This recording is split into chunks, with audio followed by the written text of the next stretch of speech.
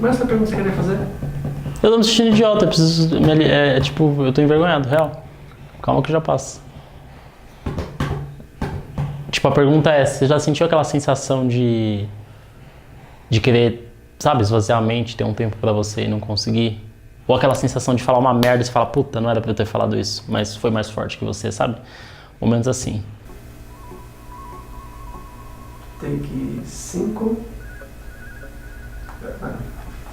Aí você olha pro título desse vídeo e pensa, quem que é esse ferinha? Quem que é esse jovem que tá aí sentado nesse sofá pra falar que eu sou escravo da minha mente? Sou entusiasta do assunto, tenho lido bastante sobre isso, então já vou te pedir pra primeiro se inscrever aqui, que eu vou lançar essa série com alguns episódios e tudo mais.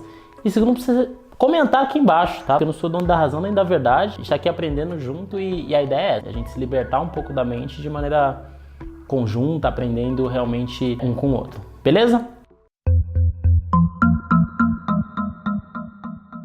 Então, para começar a falar sobre isso, que é um mega assunto denso, a gente precisa falar um pouquinho sobre essa ferramenta que a gente tem aqui em cima do pescoço. Não estou falando só desse rostinho bonito, não, mas do nosso cérebro mesmo, né? Das potencialidades da nossa mente. A ciência, ela vem desbravando aí as capacidades do nosso pensar, do nosso cérebro, do funcionamento da mente há muito tempo, mas a gente sabe que ainda é uma área muito misteriosa, né? Ainda tem muitas coisas que a ciência ainda não sabe e estuda e questiona e enfim. Mas para falar um pouquinho sobre o porquê que a gente se torna escravo do que a gente pensa e dessa questão incessante de pensamentos e atitudes impulsivas e tudo mais, a gente precisa desmembrar um pouquinho essa questão da nossa mente. É preciso entender que existe de fato uma parte inconsciente, existe uma parte consciente, aquela que você fica processando as informações, e normalmente ela parte para uma ação. O grande problema é que normalmente os pensamentos eles vêm do inconsciente, vão pro consciente e já viram uma ação. E por isso que a gente vira uma máquina de fazer merda. Veja bem. Porque a gente começa agindo impulsivamente. E aí as emoções elas afloram e a gente acaba respondendo e fazendo aquele monte de coisa que a gente não queria fazer. Ou tem também o exercício da gente estar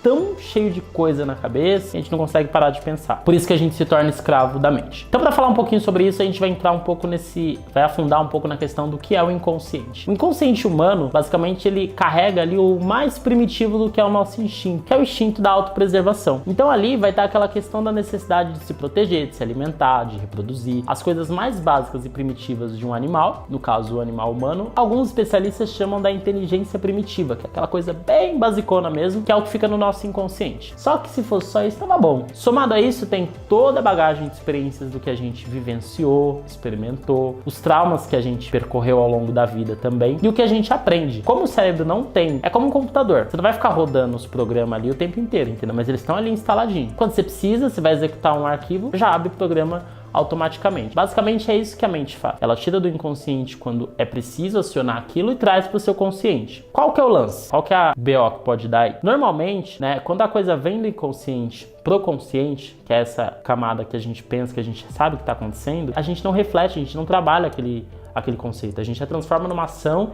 e de repente a gente fez uma merda muito grande e fala, meu Deus, o que eu fiz? E aí o exercício, né, pra gente começar a soltar essas amarras, de se tornar escravo da nossa mente, é a gente começar a pensar de maneira consciente. E esse é o primeiro convite que eu quero fazer para vocês. Pense o seguinte, o inconsciente ele tá carregado de uma série de coisas. Tem traumas, tem questões que a gente nem lembra, mas que foram registradas ali, é como se fosse um grande HD. E tem uma série de coisas que às vezes nem fazem mais sentido pro que a gente acredita hoje. Só que tá lá. E aí, em algum momento, você passa por uma situação e reativa uma questão lá da infância, por exemplo. E aí você julga. Aí vem um pensamento de, ou você xinga, ou você exala uma emoção de raiva, ou você fica triste, enfim, alguma coisa acontece. E aí você externaliza isso. Se você se tornar um observador, quem aqui já assistiu Divertidamente? Aquele filme é um exemplo muito legal de como a coisa funciona. Você pode imaginar um bonequinho entrando dentro da sua própria cabeça e você sendo um observador dos seus pensamentos. Então tudo que vem do inconsciente você observa chegar. E aí você observa como sua mente está funcionando. Isso aconteceu, logo veio um pensamento, e aí você começa a entender de onde veio esse pensamento, e eu posso ou não agir dessa forma. E aí você começa a criar uma barreira entre o pensamento e a ação. E essa barreira é o que a gente pode chamar de um intervalo, que é você começar a desenvolver uma consciência sobre os seus pensamentos. Para esse episódio é isso.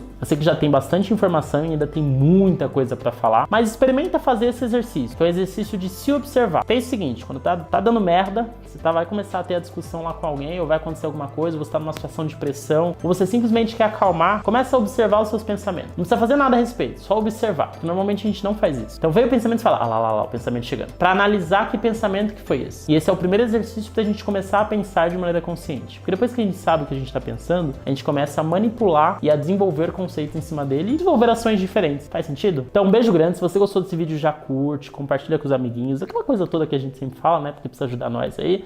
E comenta com o que você achou, dúvidas, ou se você já faz esse tipo de exercício. Isso é muito próximo ao que a gente chama de meditação, mas ainda não é a meditação. Tem anos-luz para chegar lá. Mas já é um começo pra gente começar a libertar essas amarras aí da mente e desvendar os mistérios do cérebro. Então, beijo grande e até o próximo episódio.